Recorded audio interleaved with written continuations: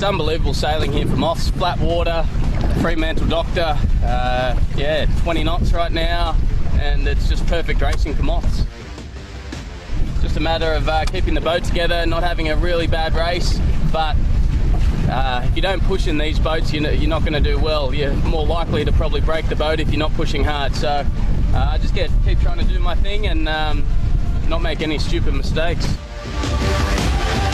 I use the North Decksweeper from about 10 knots all the way to 25 plus, and yeah, in all the conditions, it's the only sail I've used all week, and in all the conditions I've had a lot of boat speed, so I'm really happy with the North DS, and it's been performing all the way through the range for me. It was a great process, the development of this sail. I knew working with Norths, I know a lot of the guys there, Mark Bradford, Flipper, Rob Greenhalgh and Albie at the Sydney loft, and I knew that they were going to allow me to come up with a few ideas, and I'd generally come up with a concept on what I think would work well here on in Perth and the flat water and winding conditions, and then Rob Greenhalgh and those guys would make it happen in the design team, and it came out really well. And then also with the just constantly refining the sail, and it's gotten better and better, and yeah, the final product obviously is really fast.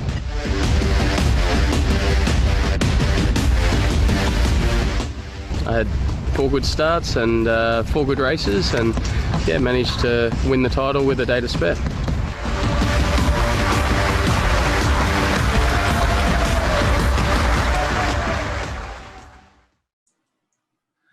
Good morning, everyone. Good evening, everyone, wherever you are. Thank you for tuning in to the third North Sails Moth webinar.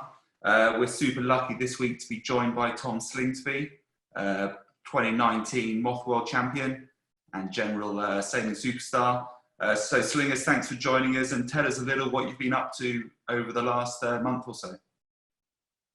Thanks, Rob. Yeah, obviously, like everyone, it's been a crazy time. Haven't been on the water as much as I'd like, obviously. Sail GP has sort of been put on hold. San Francisco event cancelled, New York event cancelled, and obviously potentially a lot more to come. For me, I have sort of just taken a bit of time off. I took a bit of time after Sail GP Sydney event just to relax, and now I'm starting to. Fortunately, we're one of the very fortunate countries that are allowed out in a single-handed sailboat, as long as you abide by all the rules and don't go near anyone and all that. So I'm starting to get my Moth ready, and a couple of new different ideas I've got going on, and yeah, hopefully I'll get back on the water pretty soon and get out a few days a week in the Moth. Fantastic. Well, what we're going to do today, everybody, is we've got Slingers here, so let's, the plan is to pump him with questions, try to figure out exactly what makes his Moth tick, and how he dominated the World Championships so strongly.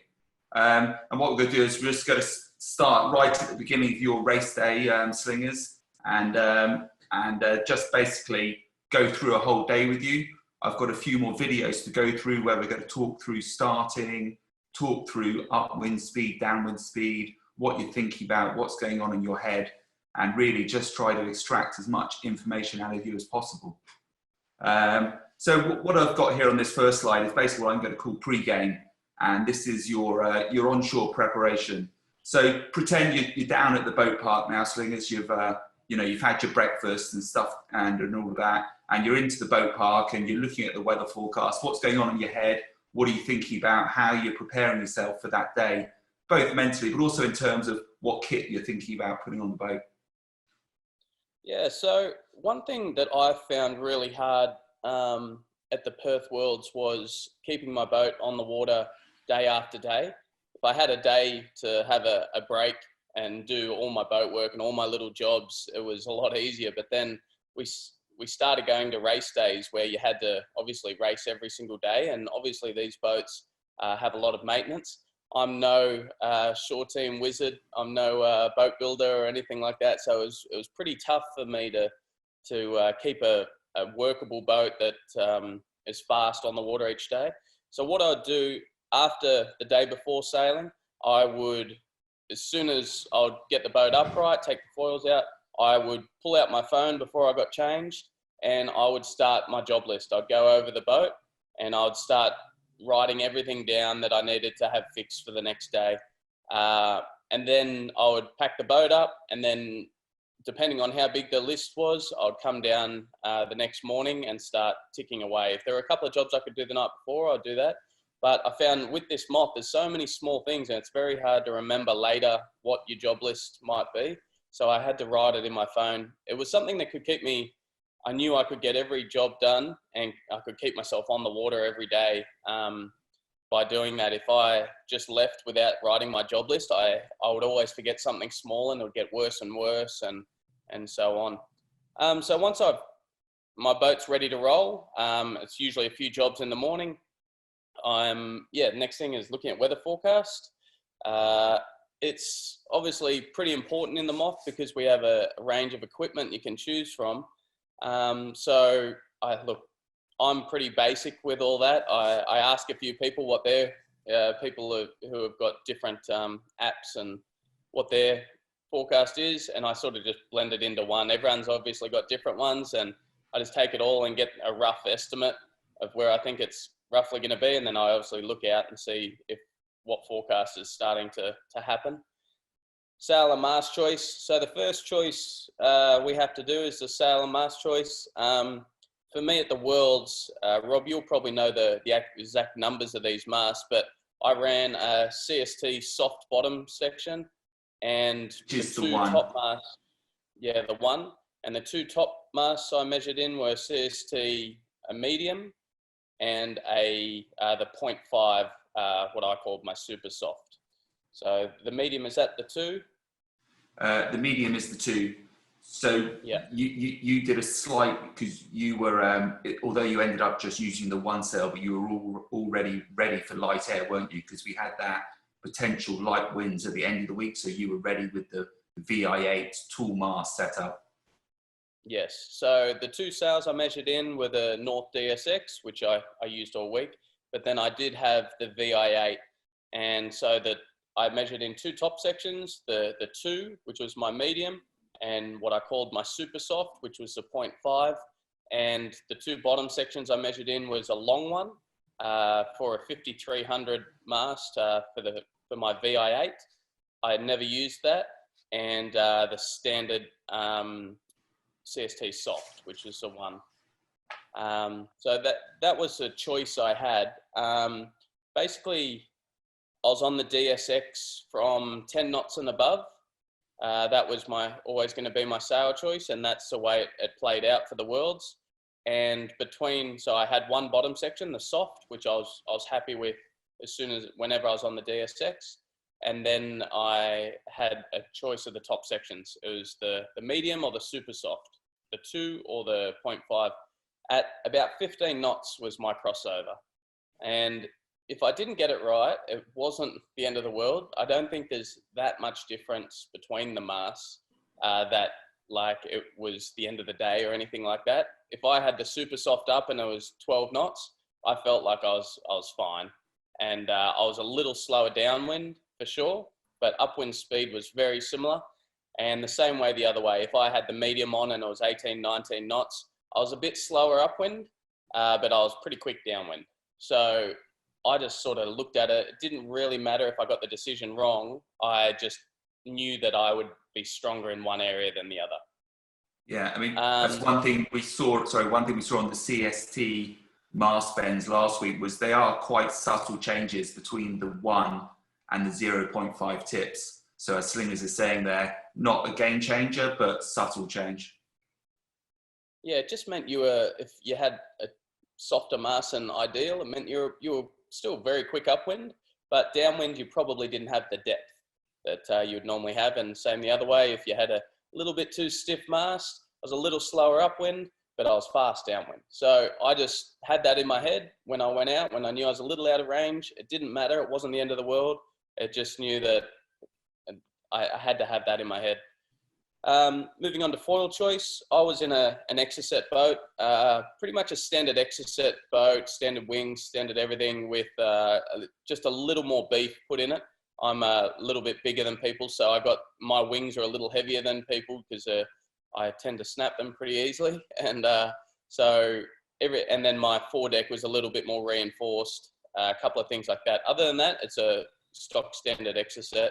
And I ran stock standard Exocet foils with fixed tips.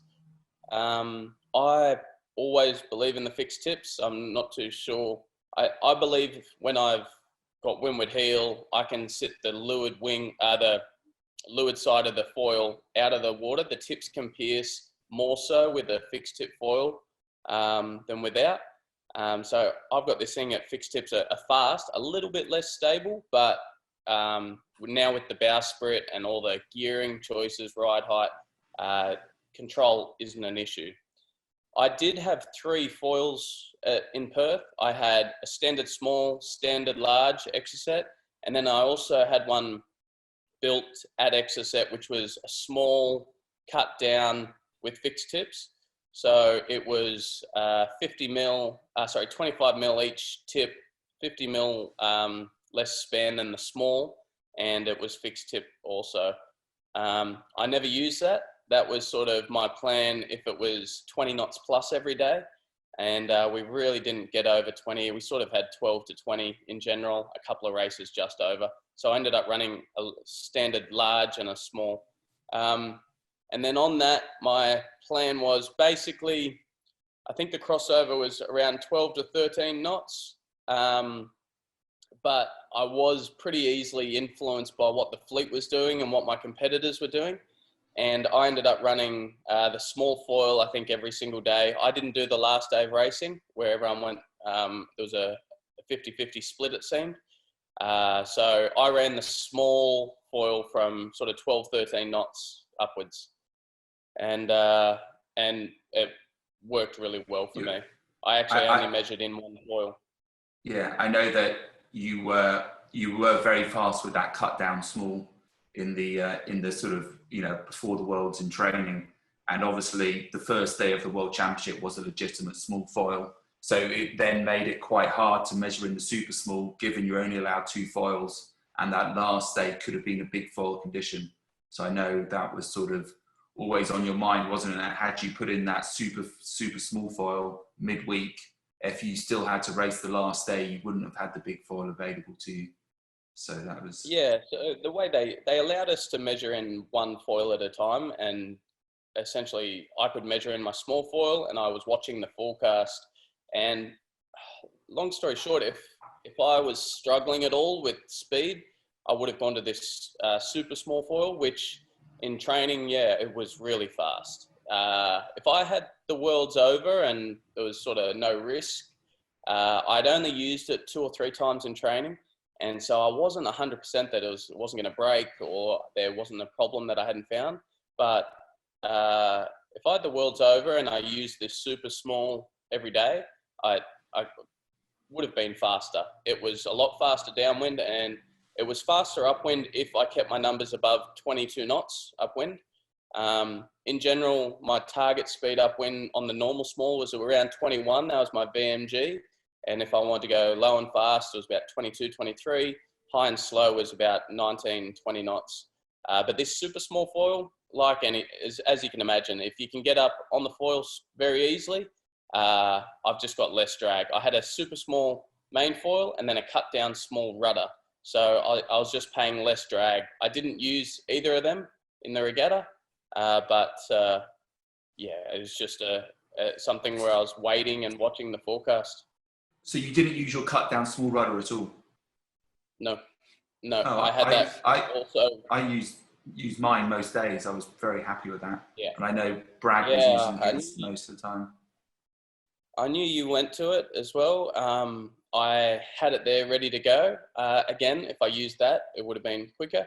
But I ended up just going with the standard small rudder the whole way because I was worried if it came down to the last day, the forecast was up in the air and 10 knots. I'm a bit bigger, and I knew I was fast on the standard small, so I ended up leaving that. But if I was a bit bigger and it was light on the last day, I wanted the option of a big rudder as well. So I never actually used it in racing.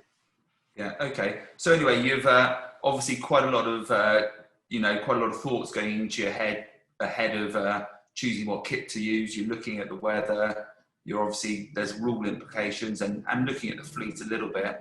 But anyway, you've chosen your gear and you've got out on the race course. You've launched, you know, how long before the start are you launching, and what drills are you going through before the sort of 5 or 10 minutes till the start?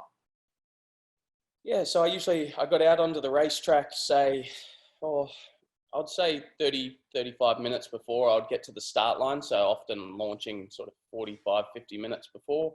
Moth is pretty quick, so you don't need too much time. And then got out there and I just wanted to do a lineup with someone. First time up, I would usually do a lap up and just lightly hike and start slowly pulling on controls.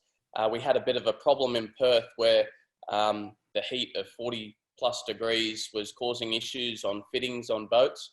So I didn't want that to happen. So I think it was when people hit the water after being in the sun, 40 degrees baking, they hit the water and pulled max bang on straight away, and or whatever it was, and fittings were popping off. So each day I'd get on the boat and I'd very slowly load everything up. And obviously I tried to wet everything and keep it as cool as possible. 35 minutes, I'll usually do a slow lap by myself, hiking at 50, 60%. And I'm just trying to get a feel for where the wind is, what the shifts are doing. And I would usually go up only maybe half the upwind, sort of less than 5 minutes, and turn around, come back. And then my second set, after I knew everything was loaded and everything's working, I'd come back down and then I'd try to find a boat, a top guy who I knew was pretty quick, and I'd usually swoop in on their lineup and just go hard. I never knew if they were going 100% before the start, but this is something I used to do in the laser as well, this exact same process. And I'd swoop in and I'd try to find someone who looks like they're sailing hard and just check my boat speed. I'd sail 100%, see if everything's working, everything's fine, no creaks or anything when I'm hiking 100%, and make sure everything's working well and my boat speed was good. If boat speed was good, obviously I was happy with the settings. If it wasn't good, I would pull out of that lineup, I would make a change, and then I'd try to do the same process again, try to find someone and do it again.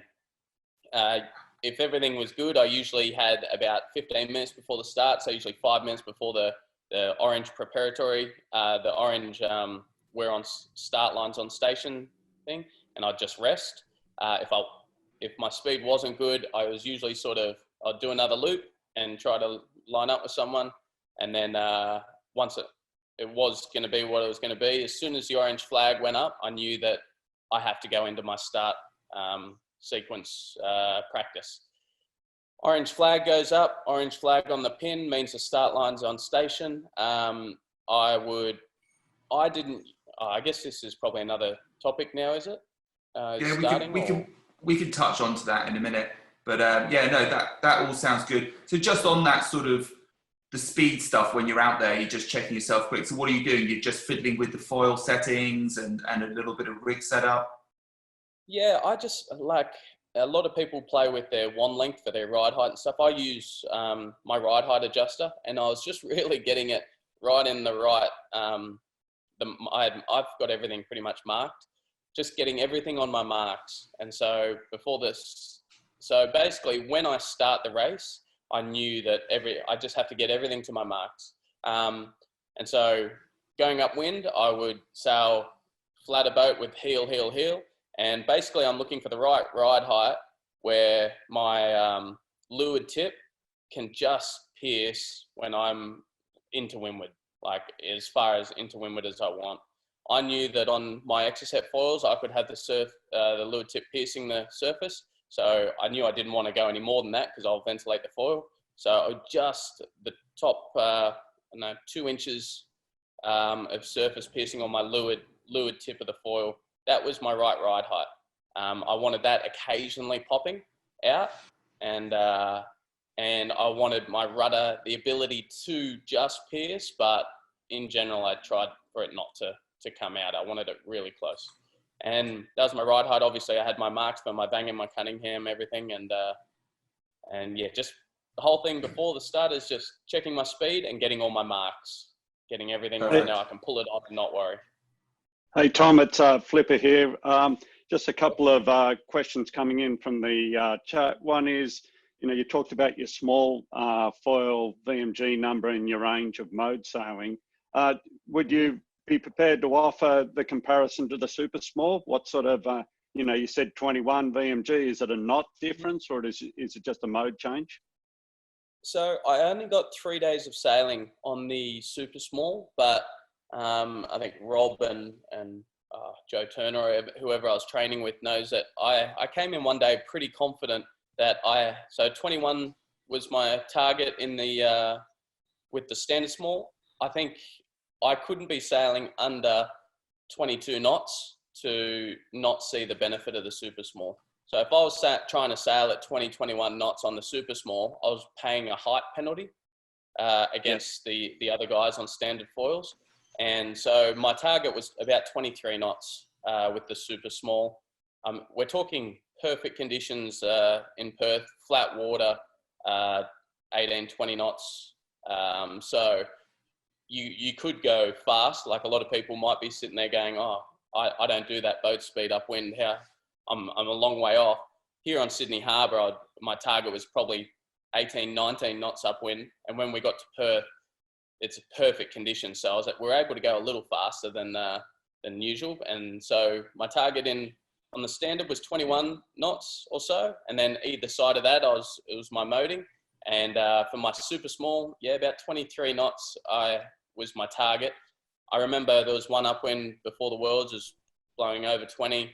And I was sitting on 25, 26 knots on the super small upwind and holding height, and got the load in the main sheet and everything. I just felt like something was going to snap. Obviously, the apparent wind has gone up so much, going upwind at that sort of boat speed, and I was quite concerned that I was going to break something, but I could sit on 25 knots on this foil. Okay, thanks, Tom. Perfect. Great. Sounds good. All right, we'll sort of move on to starting a bit. There's been a lot of, prior to this, a lot of people, certainly your starting at the Worlds was impressive, and it certainly jumped you out early. And, a lot of interest in just how we set up for the start. There's so many different starting techniques in the Moth.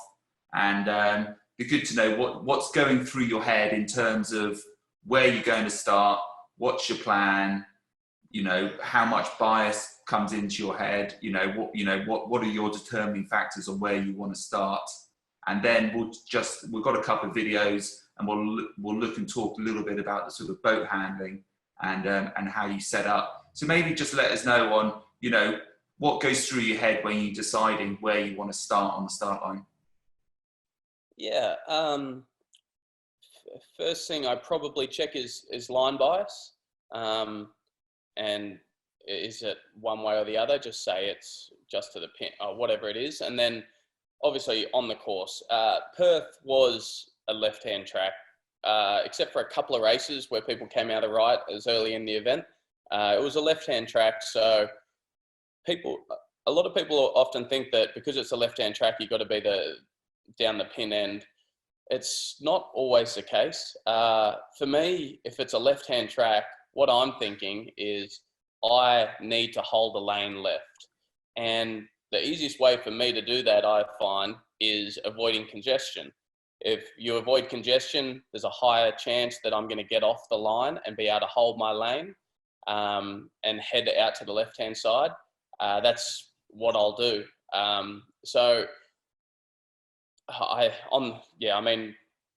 Perth was a left-hand track, so everyone knew that. That was just basically more pressure, and as you got to the top of the course, it would always wrap around to the left. And then, the start line, I've got a simple thing where I just go head to wind at the boat end or the pin end, and I draw a 90-degree line across the boat, and I can see if the pin end's above that 90-degree line, pin end's favoured. Pin end's below it, it's the boat end's favoured. So my big thing in Perth was avoiding congestion. Everyone sort of sees that I'm at the pin end every start, but one thing that did for me was I thought there was less congestion at the pin, and I wanted to go left, so it was worked out well. And B, meant that the people in a moth start, you have people who start in a bulk behind and move up to the line on an upwind angle and then pop on the foil and go. And you have people who reach down the line and reach over people and try to swoop in and start.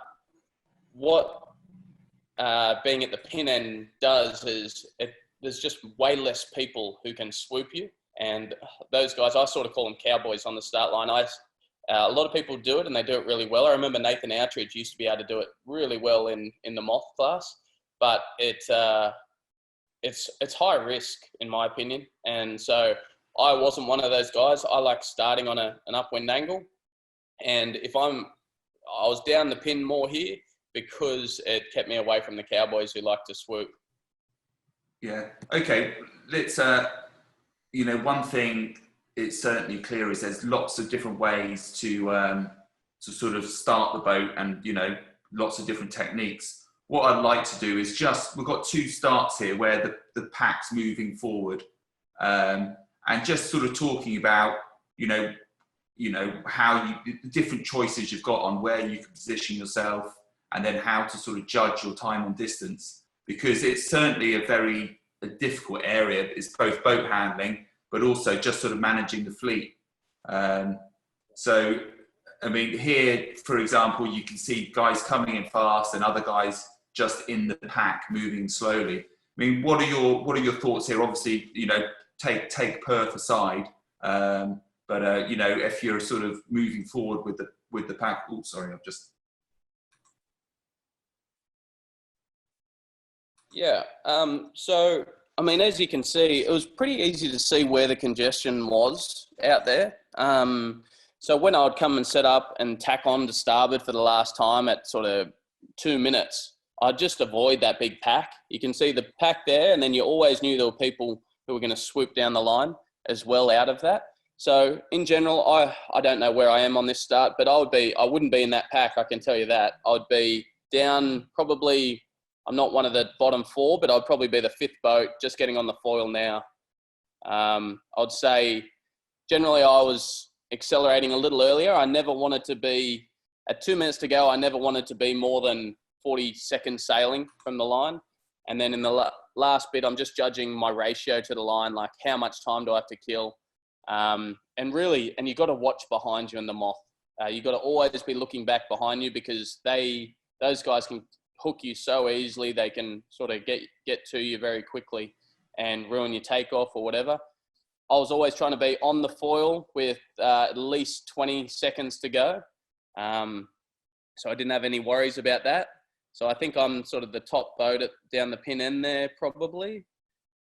I don't know which start this is, but yeah. And what I didn't talk about actually was transits. I'm big on transits, and I'm not great, I've got to say, at the technology, I guess, with Velocitex and Vicaroses and GPS pinging. I will check my transit again and again, and I'll do a few runs at it and make sure I know exactly at 5 seconds to go, I've got a couple of marks where I'm going to be and where I can pull the trigger and go. And this Worlds, we had good transits on the shore, and I was on them every time. And I obviously always gave myself just a little bit of gap. In the moth class, I try to let the start time tick to 0 before I do my spin up. But obviously I'm close to the line and I'm reaching, but with the moth and these high performance fast boats, if you spin up before that 0, you can cover 10 meters in 1 second, pretty much. If you're reaching down the line doing 30 knots and you see the time go 3, 2, 1, and you spin at 1, you can cover a lot of distance there. So I always waited for 0 to go before I actually did my final push up. And I was always pretty close to on the wind as well. I hated being the guy who was reaching and then doing a hard turn. I was always 20 degrees off course. Yeah. So your priorities are looking for less congestion on the start line, less concerned about the bias. Obviously, you've got an idea in your head which way on the beat you want to go, but you're looking for less congestion and just trying to get out that start line cleanly. The problem we have is not everyone can look for less congestion, isn't it? So a bunch of people do essentially have to start in this pack, and and that's where things get trickier. Yes, and it's tricky as if I'm in the pack, for whatever reason, the pack comes and swallows me with 45 seconds to go or whatever it is. I'm looking at getting out of phase with them. Then I'm looking at, okay, no one's on the foils. We got 45 seconds to go. I'm in the pack, and I'll go, okay, I'm going to get out of here, and I'll take off. Even if it's getting away from where I want, just say the boat end was favored. I was in the boat end area, and then the pack sort of came to me, and I realized that you've got to realize it 10 seconds before it happens, obviously. But I realized that the pack is going to be on me here soon. I'll get out of there. I'll just sheet on, reach away. The Moth is a class where getting off the line is super important, not where on the line. We can cover distance so quick that the most important thing is getting off the line fast without someone ruining your speed. And so if I saw the pack was going to get me, I'm out of there. And you've really got to look into the future and keep looking behind you and going, these guys are they're all getting on the foil early here. I reckon I'm going to get swallowed. I'll go, okay, I'll get up and I'll get away. I'll go further than them. And you can't always do it perfectly, but you can avoid the main bulk if you're aware of it. And so that's something I always try to do, is just avoid the main bulk, and then you start playing your game with, instead of playing it with 25 people, you're playing it with 5 people. Yeah, sure. I mean, quick question from the floor again. You made the comment about recognizing that you might be compromised upwind speed versus downwind speed with your equipment setup because the breeze has come up or it's lighter. Does that change your starting strategy at all? No, not really. It didn't really. I thought, because you just don't know what everyone else is on. Everyone else might be in the same boat as you, and the wind's picked up more, and so it never really affected me. I always do my same thing and same process. Okay, thank you. And just back in the start box now, Tom, I think there's a massive boat handling element in this pre-start, which is being able to stop your boat very quickly. And as you say, you're being engulfed by a pack or a few boats, you want to get away from them. It's popping in on the foil, doing a big bear away, diving through a little gap, and then parking the boat again. How much are you doing that pre-start to sort of reposition yourself? Yeah, it is really important, and you have to do it. One small thing which will help a lot of people, which I guess a lot of people who are sort of new into foiling or whatever don't understand, is if I want to slow the boat on a hydrofoiling boat, I need leeward heel. It's getting rid of all your riding moment. And in the Moth, you can go into this coast and fall down, and with just 5 degrees of leeward heel, you just ease sheet, a little bit of leeward heel, and the boat will pop off and slow down quick. If you want to go fast, you've got to have windward heel. So if I'm trying to accelerate quick, it's windward heel. If I'm trying to lose speed, it's leeward heel. They're the 2 things I've always got in my head. But yeah, you do need to get comfortable doing zigzags, getting on and off the foil quickly. Like I said, if I see a pack coming for me, I've got to get out of there. My boat handling has got to be pretty good. So I could pop on the foil quickly, and then I'd go windward heel, zoom away from them. Okay, I'm safer here, leeward heel, and just if I want to stay on the foil or not, you can stay on the foil with a tiny bit of leeward heel if you want.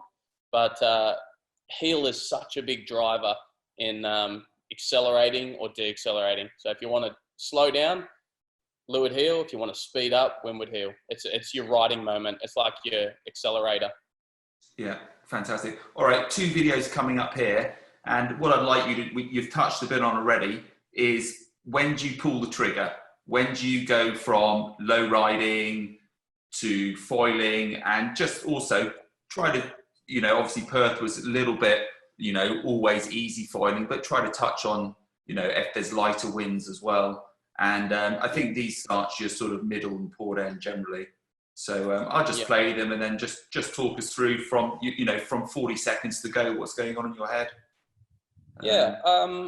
I try to get on the foil roughly 20 seconds before the start. So you've got to make sure that you're not right at the pin end or anything like that.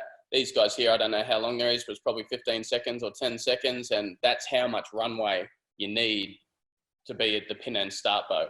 to hit the line with pace and on angle. In the lighter air, yeah, I would have upped that to probably 30 seconds. And when you do go for the foil, you want to have as clear air as possible. You don't want to be trying to get on the foil and people are reaching over you. You've really got to look back. As soon as you're starting to think, maybe I've got to get going here, you've got to look behind you and see if someone's going to take your air, like zoom over the top of you. You've really got to pick your time to get on the foil before the pack engulfs you and covers your air. So that's a bit more of a lighter air thing. In this heavy air, 20 seconds to go, I knew, depending on where the pack was, I would go a bit before or a bit after that. But I knew I could get on the foil if I had clear air within 5 seconds, 3 seconds. But yeah, you just wanted to get on the foil. As soon as you're on, well, we've had a lot of problems discussing this in the past with waterways. We're saying, when they say, we want you to not foil in a harbour area. And what I always say is, when we're off the foil, we've got no manoeuvrability. When we're on the foil, we do. And it's the same in this start. If you are down and you're not foiling, thinking I'm doing the safe option here, it's just taking away all your manoeuvrability. You can't turn, you can't tack, jibe, or anything in a moth. So being on the foil is the thing that gives you options. So it's kind of opposite thinking. You usually think, oh, if I'm down, I'm safe. But you've just got to change that mindset and know that if you want to have manoeuvrability and you want to be safer, you've got to be on the foil because you can adapt. Yeah, and one thing that's clear, you're sort of saying it, you cover a lot of ground in 20 seconds. I think in Perth, it was less than 30 seconds to sail from one end of the line to the other. And if you want to get on the foil at 20 seconds, basically at 30 seconds, you need to be at the committee boat and blasting down the line or being low enough. Or low, yeah. So there's two ways. A lot of people measure how long it takes to get from the boat end to the pin end, and then they go, okay, I want to be at the pin end, so I'm going to get on the foil here at the boat. That's one way of thinking, but I usually I would go down and have a look at the sort of ley line to the pin type thing and how long it would take on the wind, not sailing too fast. So I like coming into a moth start from an upwind angle, sort of like these guys did. Obviously, you're a few degrees off on the wind, but I like coming up on an upwind angle. Some people like reaching the line, and that'll work every now and then, but I just think it's lower percentage. Yeah, I think reaching the line is what often happens in the moth class. People want to, as you said before, is not get rolled when they're going for their trigger. And so they want to make sure they can pop on the foil. That pushes everyone further to windward. And then then there's the big bear away. Rather than as the wind increases a bit, you can be further off the line knowing you can get on the foil and then be on your upwind angle, which is a good way of sort of managing your speed, isn't it? You can luff a little and tip it to leeward, as you were saying. You can go, obviously you can foil at sort of, 10 knots, and then you can go 30 knots. You've got 20 knots of boat speed there that you can really manage your boat speed. So yeah, you can really go fast or slow, and you can adapt that way. Yeah. Okay. So you've 20 seconds to go. You've pulled the trigger. You're getting the boat onto the foil, and you're beginning to go for it. What's going on now? You're obviously, how are you going to make sure you're on the line at the right time? It's just I use time on distance and where I am. So I think here it looks like I might be a few boats up from the pin, one of those black sails, but I'm really just actually, I'm not sure which one. Sorry, let me just go back. But yeah, I'm just doing, it's a time on distance thing in my head. I don't have I wasn't using a GPS or anything like that to know exactly where I was compared to the line, but I was looking for my transit. I usually always try to be a boat that pokes my head forward and has a look at their transit and tries to pick where I am. Okay, I'm a long way off here. This is good. And I usually try to aim sort of at the pin a little, and you sort of just see how quickly you're getting to the line. That's probably me 4 up there, I guess. And and I mean, there's no secret formula here to hitting the line with pace on the gun. It's a real judgment thing where I'm just sitting there going, okay, I'm I'm safe here. I'm behind the line. I've got 7 seconds to go. I've probably got to hold this. I'm probably going at slowly coming up at 3 seconds or whatever the number is. And yeah, I don't have a perfect formula for this. It's just your own, because there's so many things going on, different boats trying to roll you, trying to luff you up. There's a lot of things happening. So would you try to stay front line or just be a bit wary of? I'm always trying to be well? front line, mainly because I can see my transit. I always try to be on that front line so I can see my transit, and I'd prefer to burn speed than have to get there quick. So I'm always one of the earliest guys up on the line, not on the line, but I'm in the front line of pretty much all moth starts, and I'll happily ease sheet and let the pack let the line come up to my level, because when they get there, they're late and they can't see the transit. Whereas I've had my eye on the transit for the last 15 seconds, and I know that I'm 5 lengths from the line. When they're rushing to get to you, they don't ever get a look at their transit until that last second when they hit the front line. So being on the front line, as long as I just want to see my transit at all times. It doesn't matter if the front line is back 20 meters from the start before. I'll generally try to be up there. And obviously alarm bells are going off when I'm on the front line and I see how close to the line we are.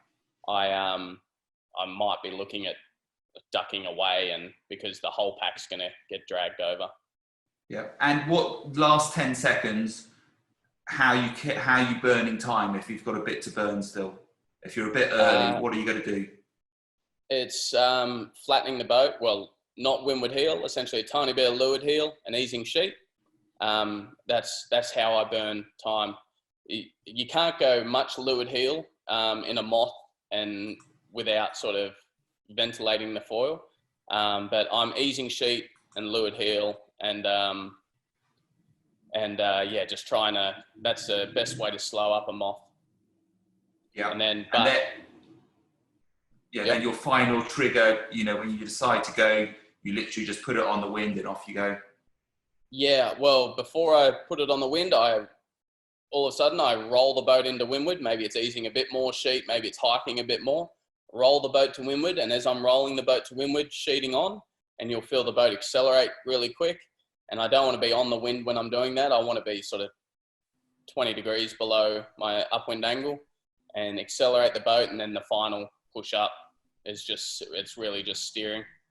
Yeah, and just quickly before we move on, when are you pulling all your sail controls? Are you pulling them on before you get onto the foil, or what sort of timing? Yeah, this is where I actually think I had a big advantage, and it was something I only really figured out just before the Worlds, was to have all my settings bang on. So generally in the moth, and I'm not sure if you do this, Rob, but I've always struggled to have my right ride height, for example, and wand set up in the pre-start when I'm doing the S's. I've always struggled to have my upwind setting before the start because there's so much maneuverability, and I wanted to be safer. But before these Worlds, within about 20 seconds to go or so, I had everything on my marks. So I was at full upwind trim on foil setup, Vang, Cunningham, wand, everything. Everything was on my marks before I actually did my final trigger pull. So where I had an advantage was once we hit the line and we started the race, I wouldn't have to go back in and adjust my ride height, adjust my Vang, adjust my Cunningham, adjust my tiller. I wouldn't have to do any of that sort of stuff because I was already on it. And so often I'd come off the line pretty even with people, with a group around me, and I'd see them put their head down and start making some changes. Occasionally I had to do something little because the wind had changed and it wasn't quite on my marks anymore. But in general, I've got my upwind setting. That's me there at the pin. I shouldn't have to really come in unless it's a tiny change to ride height maybe. So you'd find no problem getting on the foil with all your foils, with all your controls jammed on? No, that was probably 14 knots and above, I'd say, that I found I could do that.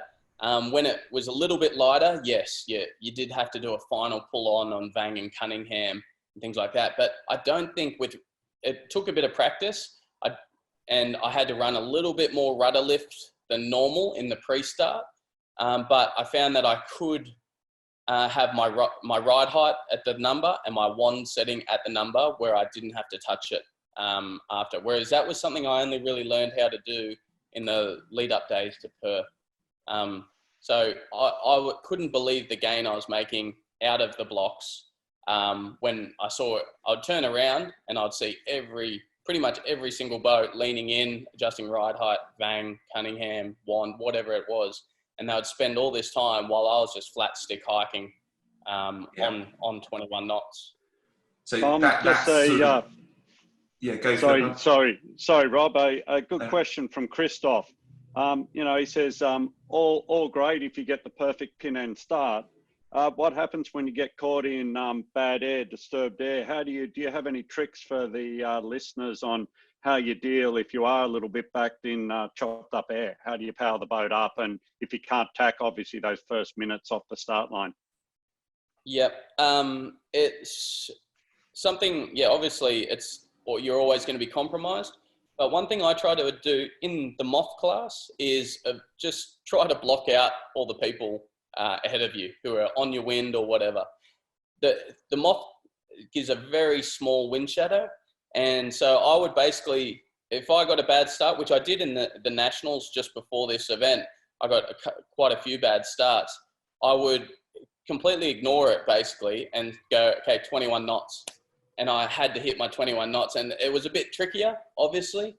And you could feel the difference and you had to be a little more agile because the wind is in and out a bit more. But you've just got to hit your target boat speed. And no matter what it takes, maybe it's 20 knots, but so many people are sitting there looking over their shoulder. One thing I always do, and this comes back from lasers, is I'll get off the line, happy where I am, and I'll get off the line, go fast for 10, 15 seconds, head down in the boat, and then I'd look up and look around. And one thing I always had was, am I happy going this way? At the moment, am I happy to put my head down and keep going for a while? And if the answer was yes, I would put my head back in the boat and 100% focus on my boat speed. So right here, I knew I wanted to go left. So I just wouldn't worry here. My head is completely focused on boat speed. So back to you're in bad air, I would look up and go, okay, I don't have an option to tack. I'm going this way. Put my head down and I would just try to hit my boat speed target. It's obviously you're not going to just jump out of the blocks and pass everyone, but it's going to get you through a lot of people who are sitting there looking over their shoulder, who are sitting there playing with settings, who are doing all this. I would hit my same sail settings if I was in bad air in stronger breeze, and I'll just, just make the most of it and try to do exactly what I would be doing here when I'm out in front to whether I'm back in that pack. I'm just trying to hit my boat speed target, get the right angle of trim, and get on my VMG. And slowly but surely, you start moving through the pack. So sailing your own mode and not being dictated by boats around you. It's so easily to get distracted. This isn't the same philosophy I'd have in a TP52 or an Etchell or anything like that. It's just the Moth class takes so much concentration to be sailing on you to hit your VMG numbers. And if you're distracted and you're looking over your shoulder, oh, should I tack here? If you are happy that that there's no option to tack, obviously if I can tack and get clear air and then go, I'll do that. But if I don't have that option, you've really just got to get it out of your mind and go, okay, I'm putting my head down, I'm going to go fast. I'm going to try to catch up that way. Yeah, fantastic. All right, so out the start line, your head down for a minute or two. We know that you can't just chuck attacking straight away because there's going to be boats in the way. So you're just concentrating on speed, getting the thing ripping. If tacking is an option because you've had a bad start, then maybe you'll start considering it. What I do on that is I'm just thinking I'm sailing, and as the boats, it's a steady sail. I'm always looking at the wind ahead of me, and it's in the back of my mind. I'm like, oh, we're coming into a transition here. And as we sort of come into the transition, then I go, okay, transition, the racetrack there's something different going on. And then I put my head up and I have a look. But if it's steady state, I'm happy going one way. I've just got my head down, concentrating. And then we hit a little lighter patch, and then sort of the alarm bells go off. I start looking around going, okay, oh, the guys on my hip are shearing off me. Do I want to tack? No, but I want to go into a higher groove just to stay in the same wind or whatever. So if it's steady state, I'm really sort of concentrating on boat speed. And then as soon as you come into any sort of transition, a change in the wind, whatever it is, I do naturally just put my head up and have a look around and go, okay, I don't want to tack. I want to keep going here.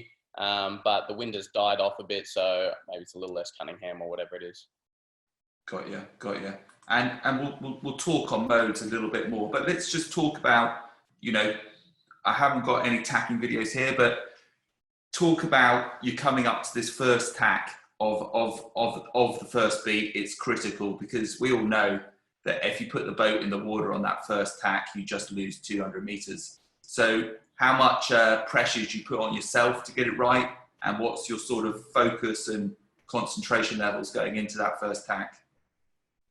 Yeah, historically, I'm not the greatest at tacking in the moth. My flexibility is terrible and I often get stuck on the boom.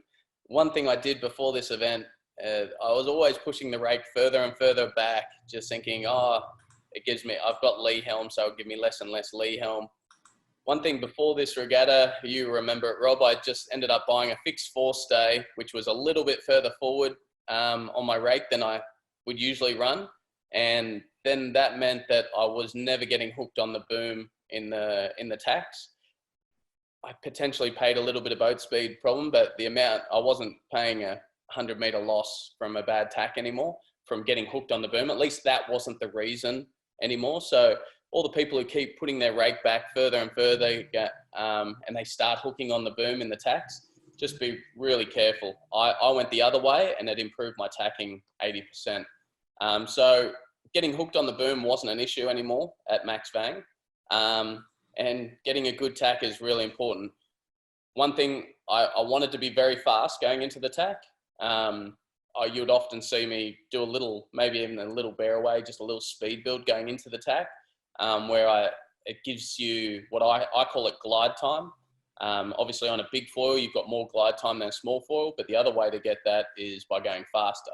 So if you drop off the foil at say 8 knots, if I'm going 18 knots or I'm going 22 knots, I've got more glide time if I'm going 22. It means I can turn a little bit slower and it means I can take my time with it a little more than if I'm at a slower speed trying to spin the boat into attack.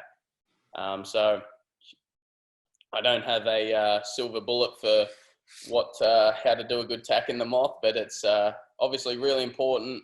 And you've just really got to concentrate on yourself. I'd put my head in the boat and go, okay, I know that out of the tacks I had a place where I put my front hand and I had a little mark on my tramp, a little white mark where I wanted to put my hand as I'd go under the boom and put my hand there. So I knew that if it was just a process for me, put my hand on the mark and then pivot the boat. And that's how I just had a nice little process to do nice tacks. Sounds good. All right, we'll roll on a bit now. We're just going to touch on upwind boat speed on this next video. And I guess it'd be good if you could just talk us through your modes and you know, maybe the speed numbers you talked about. You've touched on them a bit already. What you're doing in the sort of the gust and low response, how much heel angle you're running with, or what you're trying to focus on heel, and that sort of thing. We've just got a nice bit of footage of you on port here. So you know, this for example, you're on port ley line. You're probably trying to speed up a bit. What are you trying to do? You know, have you touched your sail control since the start of the race? Nope. Oh, actually, yes. Sorry, yes. I wouldn't have touched my Vang. I would have touched my Cunningham. So I do trim the Cunningham quite a bit, and I'll talk a lot about this. I talk about it all the time. With moding in a moth is huge. The reason I think it's so big, for example, if you're talking in Etchell, if you want to go a little bit faster, just say your number is 5.8 knots upwind and you want to go a little fast mode and you go to 6.2, you're instantly losing VMG in a class like that. You've got one VMG, whether it's a laser, moth, far 40, even a TP52 a little bit. and you're paying a penalty every time you're off that VMG number. In a boat like the Moth or the F50 or whatever it is, you have, in the Moth, I reckon you've probably got about 5 knots of boat speed that you can play with and have the same VMG. Maybe it's a little bit more than that, actually. I know Tom Burton was sailing around at sort of 18, 19 knots upwind, a lot higher than me. And I would sail around at 21, 22 lower, and there wasn't a lot in it a lot of the time. So the moding is huge. And if I want to go low and fast, the number I was looking for at these worlds was about 23 knots, was 23, maybe 24, sailing fast. And the way I'd do that was I'd crank my Cunningham more. My Vang usually stayed the same. It was on my number, on my mark. More Cunningham and more Windward heel. That was the way for me to go. And I'd take a little bit of lift off the rudder. So pop the bow up just a tiny bit. I use the rudder up and down quite a lot, and it helps me with the moding. If I want to go low and fast, I take half a turn off and release the bow up a little. And then I have run a little bit more Windward heel and I go fast. If I wanted to go higher mode, I would ease the Cunningham a little bit more bow down on the rudder, and I would sail with less heel. I've always got Windward heel, but I'll just come up just a little bit and have a little bit less heel to sail a little higher groove. That meant if you hit a light patch, you don't have to bear away. If you hit whereas if you're going low and fast, having to bear away, you hit a little light patch, having to bear away isn't the end of the world. You're trying to go faster anyway. But if you're in a high mode, if you hit a light patch and you get too much Windward heel and you have to bear away, that's doing exactly what you didn't want. So a little bit less heel gave you a little more range where you didn't have to keep bearing the boat away. Yeah, and presumably on the mode changes, you know, you're a sort of bigger dude who can probably hike harder than most. Do you think that gave you a slightly better range of modes in the bow down mode? Yeah, potentially. Yeah, for sure. I mean, in the laser class, people remember it when I used to sail what we call low mode all the time, upwind. I used to sail lower than everyone, but that was my VMG mode. But I could sail low and fast better than most people. For sure, being fitter, I mean, I wasn't super fit at these worlds, but I felt like I could hike pretty hard through the 3 races each day, 4 races some days. But I actually don't hike any harder if I'm going low mode or high mode. I'm hiking as hard as I can, but I have different amounts of heel, which is essential. As you know, you were the first person that sort of said it to me in the Moth. You were sailing downwind with a lot of Windward heel, and I was like, why are you sailing? And you go, well, it's either that or I have to hike harder. And so if you go more Windward heel, it's essentially like hiking harder. But I would hike as hard as I could, and you're sort of just with your heel, you're playing with your riding moment. Was the way I used to think about it. If I wanted to go low and fast, I would bring the boat into Windward a bit more and have a bit more riding moment and go faster. If I wanted to sail a higher groove, I would bring the heel back up a little more upright, and I could sail a higher groove that way. Hey Rob, Flipper here again. A quick question from Joshua. What purchase are you running on Vang and Cunningham? Are you turboing up those purchases, or are you running standard package? I could probably answer that one quickly if you like, Slingers. I've got a 20-1 on my Cunningham. Slingers is on 12-1, and I think I was 54 on the Vang, and Slingers, you're 48, I think. Yeah, I think I was 48 on the Vang.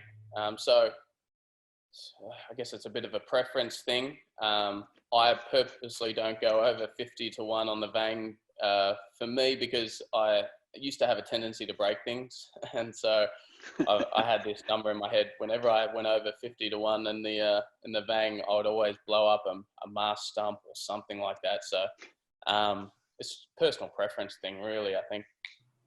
That's a good tip, because it keeps your job list shorter at the end of the day, right? Exactly. And I'm terrible at boat work, so it's all games. Thanks, Tom. Thanks, Rob. Yeah, and Slingers, quickly, we touched on it before. you've got this, you know, quiver of modes. Your higher, boat flatter, and your sort of faster, more heeled mode. When are you changing modes and why? So yeah, right here, I don't think there's anyone on my hip. I think we saw in the video before, I was sort of the furthest boat left. So if I have a strong wind and pressure, I'm looking to cover off the fleet. So here I would have been thinking, so I do have a couple of boats on my hip there, you can see, but they're not a threat. My threats are to Leeward, as you saw in the picture before. So it's no point just saying, I want to go fast and over them. You've got to really pick your times. Basically the time, perfect world, if I have a lift and pressure, I'm trying to go as fast as I can, and low and fast in lift and pressure. If the lift goes and I've still got pressure there, I can sail a little bit fast, but not too much. If I have a header and pressure, I'm not trying to sail below my VMG number. So you've really got to just pick your time. So lift and pressure means I've got options. I can go low and fast and go really quick if I want to. If it's average angle and pressure, I can go low and fast still, but I've got to be careful not to get too low because you're giving away a lot. If I have a header and pressure, I stop. Even if I've got the whole pack below me, I'm not sailing a low and fast VMG. I'm back on the wind, and in a perfect world, I'm probably sailing a little higher mode. So, and the way it goes the other way with sort of lighter air, if it's just sort of your average pressure. So just say the average is 15 knots. If I've got 17 knots, I can go low and fast. And so it's basically, if I'm in a lift, I've got options. I can go low and fast as much as I want. I can go high still, depending on where I want to be on the track. If I've got a average angle, I can go low and fast, but with pressure, but I've got to be careful about getting too low. If I've got a header with pressure, a header in any sense, light air, medium air, strong air, you can't sail a low fast mode because you're going to pay way too much of a penalty. So I'm always watching the wind, and I wanted to basically get over the top of those guys to leeward of me in there. So I was basically going, okay, I've got a light patch here. I'm going to hold VMG angle. Okay, pressure's coming back at the same angle here. Okay, I'll go a little faster. Okay, now I've got a lift and pressure. Okay, now I'm going to boot across them. I'm going to sail my 25 knots upwind, 26 knots, and extend over them. And then as I'd get out of that and the wind would go lighter and start heading me slightly, I'd slowly come back up on the wind. So that's generally the way I sail. And I generally don't ever try to, if I get a light patch on the course, I'm trying to sail VMG or higher mode, because that gets me into the breeze a little bit quicker. If I have a gust on the course, I'm trying to sail VMG or maybe a little faster. Good, fantastic. I think that's, and you're quite aggressive with those mode changes, you know, managing the fleet, managing the wind, managing the shift you're in. Yeah, and it's ever changing. If those guys were on my hip, I would have been in a higher groove the whole time. I'm basically looking where my thread is. So I was obviously in the front group in that scenario. I was like, okay, I want to shut down leverage. I wanted to shut down leverage whether it was below me or above me. Even if I was on ley line and I knew I was on ley line, that far out from the top mark, if I had a pack above me, I would have been sailing a higher groove just to box them away more. And then as I got closer to the mark, I would have started sailing faster. Perfect, fantastic, thank you. All right, moving on then. We're coming into the Windward mark. We've got a Windward gate going on. How are you choosing what mark you're going to go to? And I guess here, I mean, generally we're coming in on port here, and you're going to try to avoid the tack. But what's going through your head in terms of, you know, bias, avoiding attack, and all of that? Yeah, I mean, if this was a little bit lighter venue, and my tacks were a little bit better, say, I would have definitely looked at that left-hand mark a lot more often. But in general, it was what's going to get me to turn the mark fastest. So if I was another 30 meters up on my line there, I could reach that left-hand mark a lot faster than I could round the other mark. So you've just sort of just got to weigh it up in your head. What if I did a right-hand turn, I'll take about 3 or 4 seconds longer to get there compared to the left turn, but I'll have more boat speed. So here for us, I mean, I'm obviously going low and fast here into the mark, but I just figured 10 seconds out of the top mark, would I be further down the VMG line than if I took the other mark? So for me, generally, it was sailing low and fast to this right mark was a faster mode.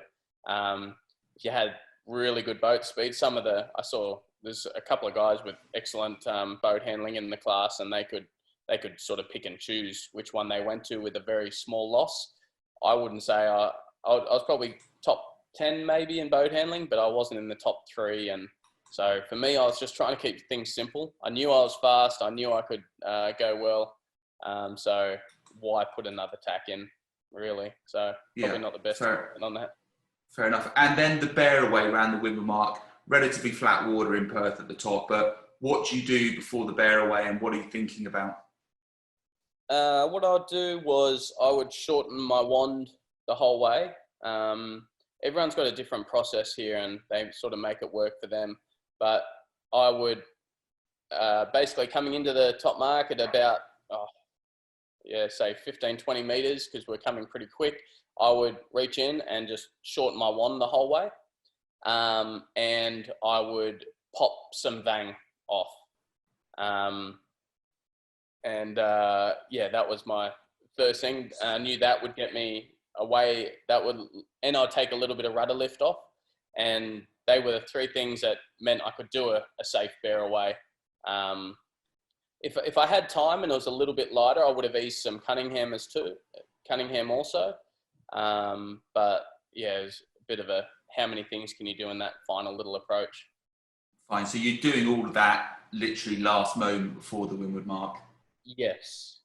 All those. Yeah. So 3 things, wand, vang, and rudder lift are the 3 things that I know will get me through a bear away safely. The wand really is just to adjust my ride height, just to make sure I don't pop out of the water. Yeah, on the acceleration. And what do you actually do in the bear away? Just ease and turn, or? Yeah. You've just got to have windward heel. In foiling boats, you just need that windward heel to do a bear away and leeward heel to steer up. Well, no, you don't need leeward heel to steer up, but windward heel allows you to do basically all those things. If I had leeward heel there, you can get yourself into a bit of a dangerous spot. Obviously, in a foiling boat, leeward heel helps you bear away into a jibe and stuff like that. But when there's that much wind there, you could really slingshot the boat around with a bit of windward heel and accelerate the boat. And then, so you've got around the mark, you've done your bear away, then you've got to, power up the sail for downwind mode. What are you doing now? Because I know this is a tricky area, and you're ripping around the mark at 25, 26, 27 knots, maybe more. And then you've got to get all these controls off, and without trying to slow the boat down, you could end up doing 20 knots again whilst you're fiddling around. What's your process? So obviously it's dangerous time as soon as you're not concentrating, but I'll get around, get stable. I liked leaving in this much breeze. I like leaving my Cunningham on and just popping a bit of vang for the bear away, because you want a flat sail. That's where you can really accelerate the boat and use your apparent wind to drive you down more so than your sail shape. So I was happy doing that. So next move here I'd do is, it sort of changed whether I'd pop some Cunningham on or not, but in general I'd over ease my vang. In this situation, I'd go a little past my downwind mark, and then I would ease quite a bit of Cunningham. I would ease the Cunningham to where it's just starting to fold up. I'm not getting creases, but you can see the luff is released. So if I was VMG sailing downwind, I don't want creases in the luff, but I want it soft. I want little waves in the luff. And that's my downwind setting. obviously it changes. If I want to go fast, I pull a bit of Cunningham on and different things like that. But that's my VMG downwind. And then I'd pull, so once I would get that, then I'd pull my Vang on back to my mark, pull it on a touch more. If you over ease the Vang, it means you can get more Cunningham off.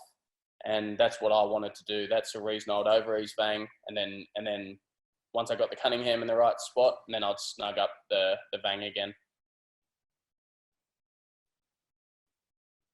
Yeah, got you. So we're just so basically you're looking to power that mainsail up as much as you can downwind, but you know, not too much, so to speak. And all this time, obviously, you know, got to avoid boats around that mark. It's all happening pretty quickly around that top mark.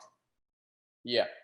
You're obviously avoiding boats, and you see here Kyle Langford way down on the inside of me. He made a pretty big gain there. Just maybe I was too slow. I didn't ease off enough Cunningham. Maybe we sailed different modes in general. Kyle and I. He would sail lower, a little slower.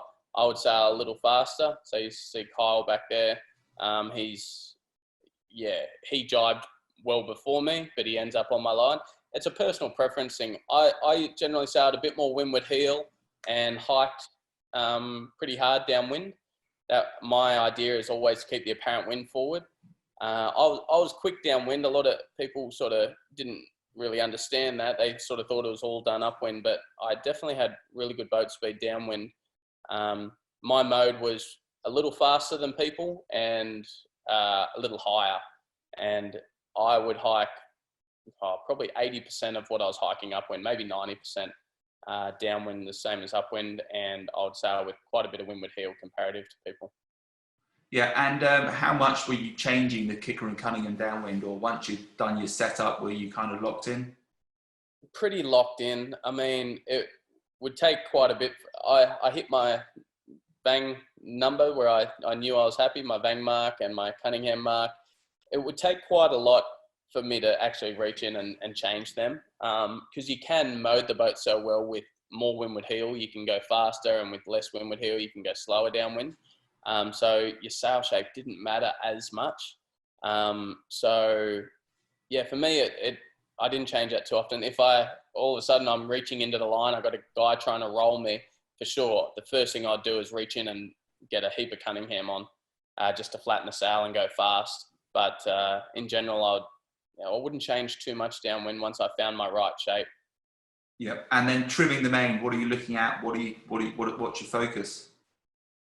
So I generally tried to have around 1 foot. Everyone's got different purchase on the main sheet, but 1 foot from my bridle to my boom. If I ended up, I was really tight on the main sheet and ending up like almost block to block, it meant that I was too eased on the Vang. And if I had to ease way too much and like say a meter of sheets, meter out of boom, it meant that I had too much Vang on. So I'd try to get about 1 foot between my bridle and the boom hanger, and have the telltales flowing. So I'd get 1 foot out, and if the windward telltale's always going, I'd pull a bit of Vang on. If the leeward telltale was going, I'd ease a bit of Vang off. And for me, it seemed that was the right angle of attack for the apparent wind to hit me downwind. I found if I was too sheeted on and I was tight on the main sheet all the time downwind, I just the boat wasn't going well in the same way if I had too much Vang on. So I was always trying to be able to ease sheet, so I had margin to play. If I hit a lull, I could pull it on. If I hit a light spot, I could ease it off. If I hit a gust, I could ease it off. And if you're always just pinned on the main sheet and you hit a light spot, what do? You have to steer up a lot. And that meant I didn't have to do the big scallops up. It meant I could just pull sheet on and be fine. And then I'd get comfortable again and back to my normal 1 foot apart. So you're keeping an eye on your boat speed, and what sort of target numbers were you aiming for? Down here, so I didn't run a GPS, but I ran a GPS watch. And I was very sort of careful not to always focus on my number. That's why I didn't put one on the boat, actually, because I found when I had one on the boat, I would look at it all the time. And so putting it on my wrist, I found it much better because I'd only just glance at it. I'd just have a look at where I was in the ballpark because it wasn't in my eye line all the time. And so upwind, yeah, 21. Downwind, you go up and down a lot, but if I was downwind in pressure going fast, I was sort of 28s, maybe 29s. I did one run in the Nationals before this regatta with Kyle Langford. We were both ripping down, and he was ahead of me, and I was trying to roll him going downwind, but I was sitting on sort of 32, 33 knots downwind the whole way, fully hiked.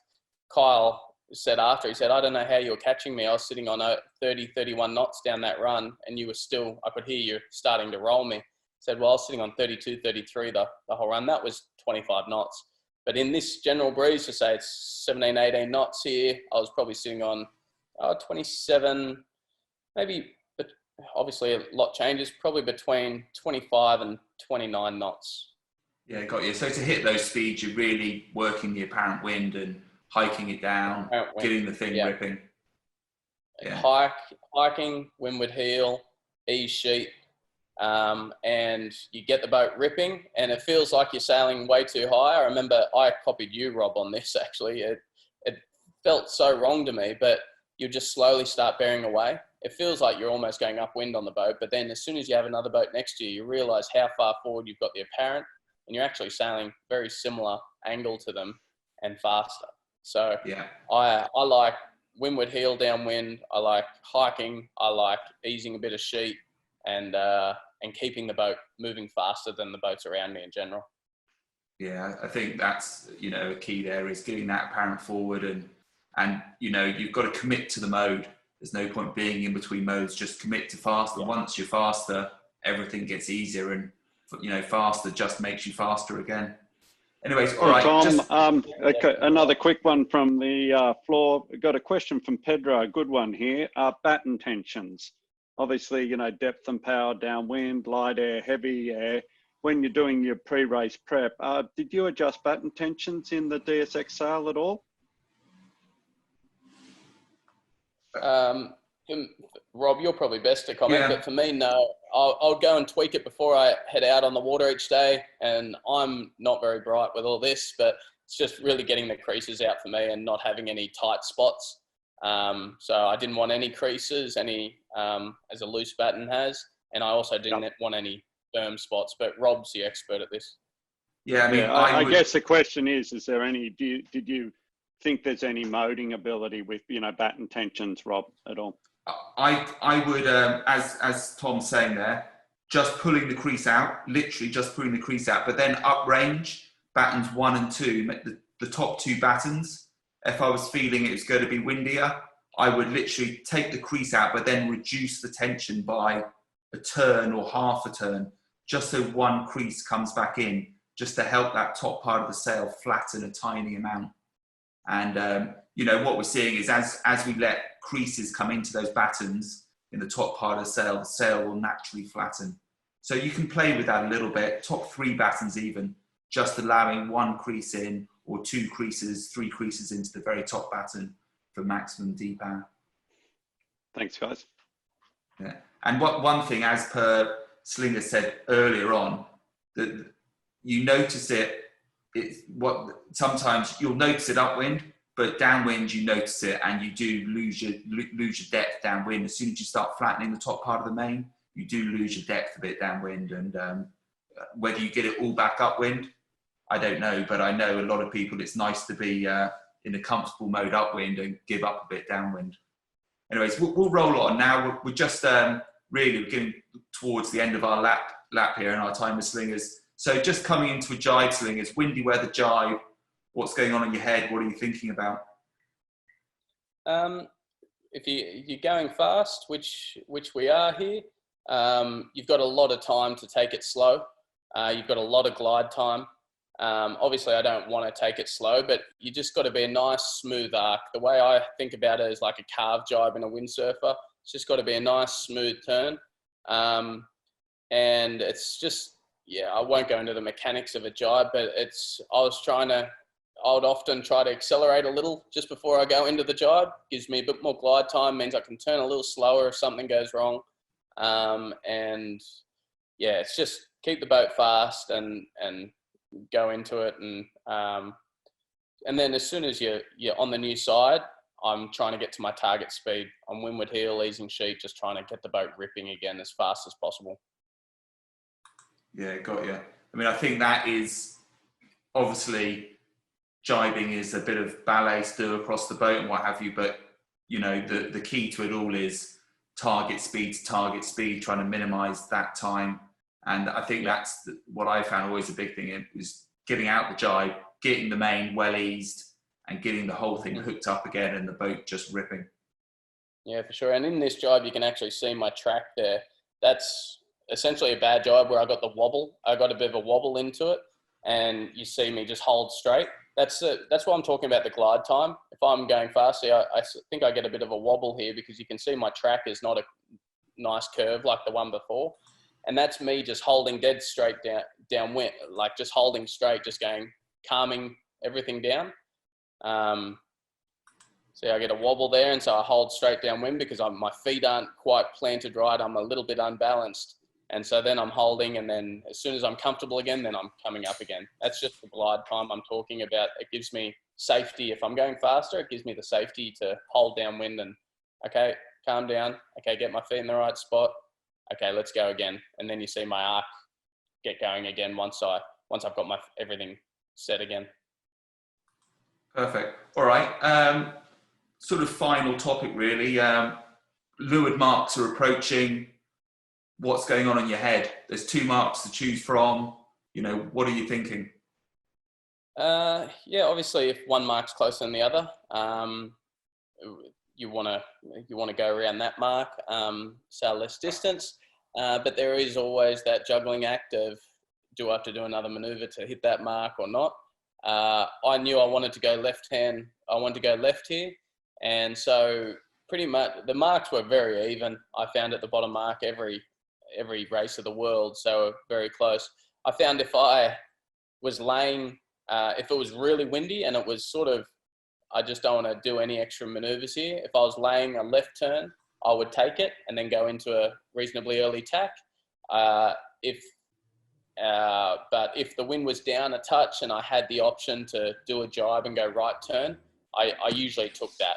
If I knew that it wasn't survival, if I knew I had the boat handling, it was very low risk, I was taking a right-hand turn in this venue. But it's like, you've got to pick your side. Which side do you want, and which mark do I have to sail less distance and do less maneuvers to?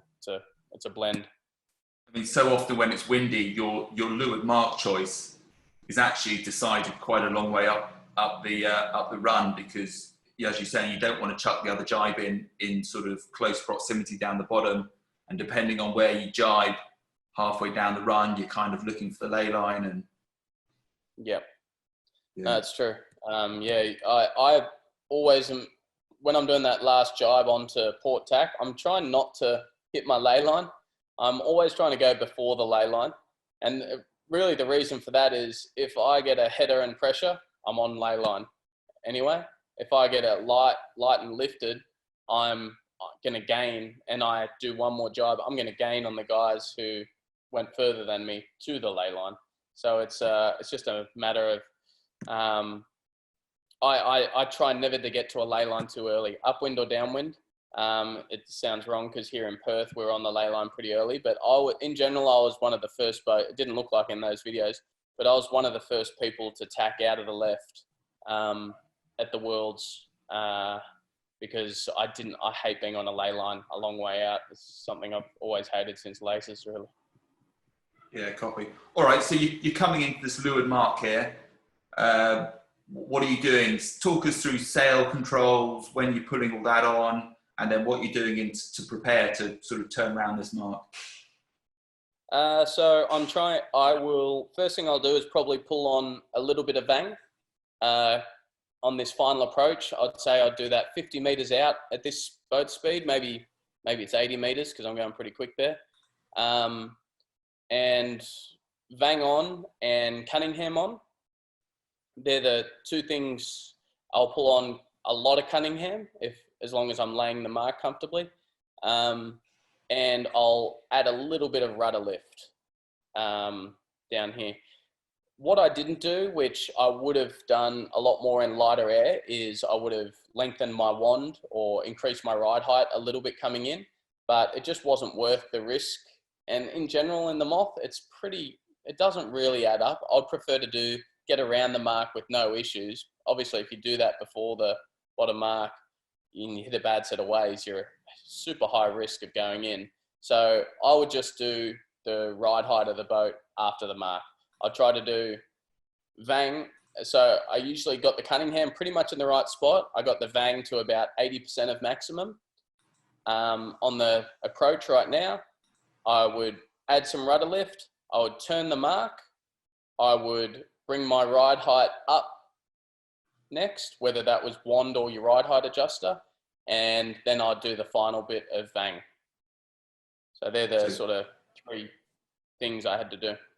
Get 75% of it all on before the mark, turn the mark and get the rest.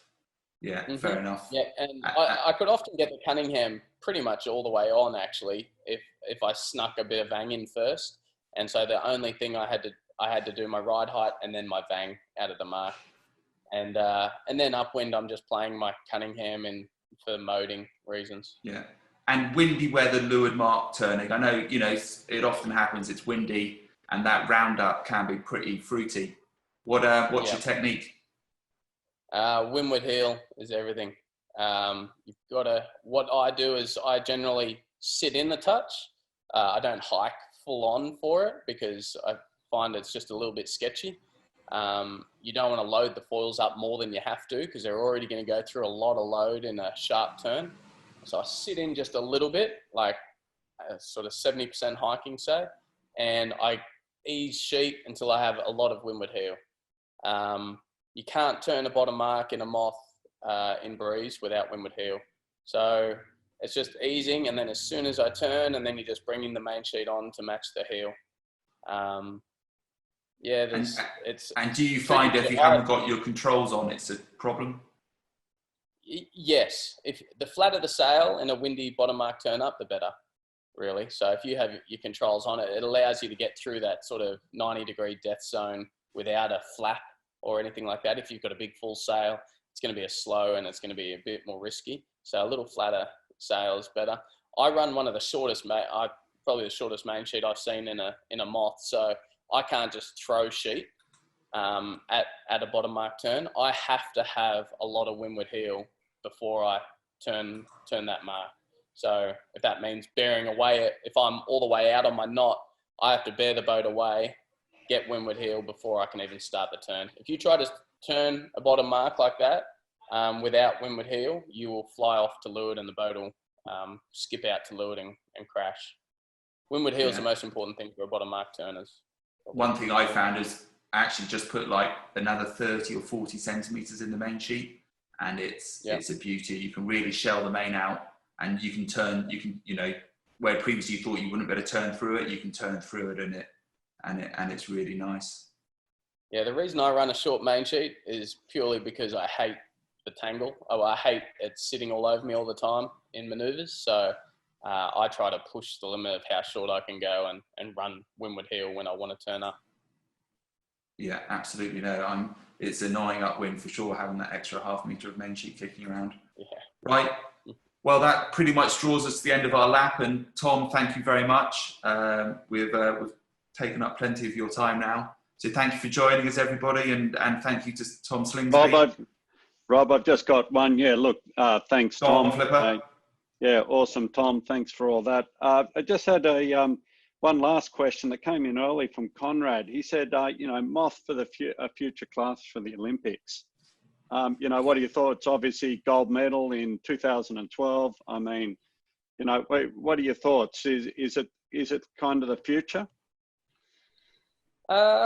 Yeah, it's tough because it's not really our generation who are making these calls. It's a bit of an older generation of people sitting on the World Sailing Board. But they are moving more in that direction. You see the windsurfing on foils and the kite surfing on foils.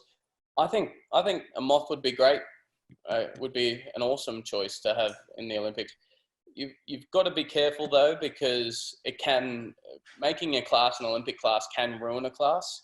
There's plenty of examples of that in the past where a boat has gone Olympic and it's sort of disappeared from your club level sailors because it becomes too professional. The cost of everything, it's already very high in the Moth, but if it was made Olympic, I could only imagine it would go up further.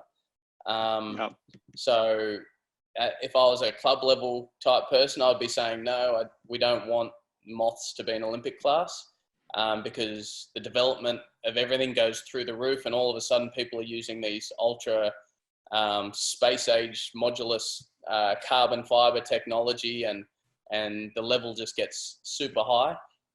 If I was a young and up and comer, I'd love for it, and I was sailing a foiling boat, I'd love for the Moth to be in the Olympics. Do I think it will? I've got to say I'm probably on the fence at the moment. I think it's probably 50-50.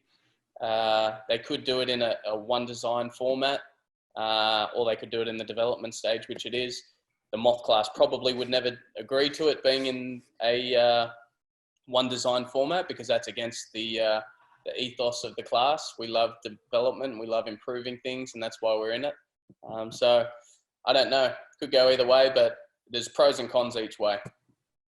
Thanks, Tom. I think it's great for all the viewers we've had this morning. Everybody, there's a lot of Moth tragics around the world. We're all aspirational, and to have a think about trying to get a gold medal like you've got, it's always a great dream to have. So thanks for your time. And Rob, just reminding everybody that this and the other 2 editions are available on the North Sails YouTube channel. They're all recorded, so people can go back and get into the fine details of the tips by Tom and Rob. So thanks again. Handing to you, Rob. Yeah, and thank you, Flipper and Slingsby. Tom Slingsby, thank you again. See you on the water at some stage soon, I hope. And thank you, everybody, for joining us from wherever you are in the world. And see you next time. Thank you. Cheers.